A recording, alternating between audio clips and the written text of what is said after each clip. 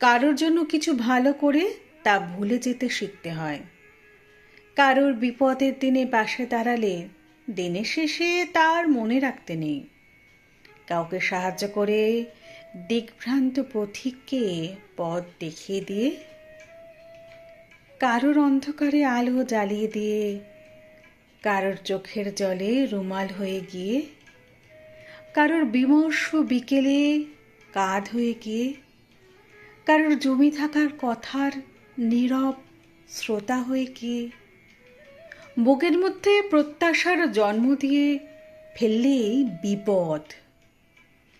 প্রত্যাশা এমন এক বিপজ্জনক অনুভূতি যা মানুষকে আফসোস করতে, কষ্ট পেতে বাধ্য করায়। আমি ওর জন্য এত কিছু করলাম, ও আমার জন্য এইটুকু করতে পারলো না। আমি ওকে এত ভালোবাসলাম, তার বদলে এইটা আমার প্রাপ্য ছিল। এই মানসিক স্টেটে কেবল কষ্ট আছে, দূরত্ব আছে, ভাঙচুর আছে, তছনছ আছে।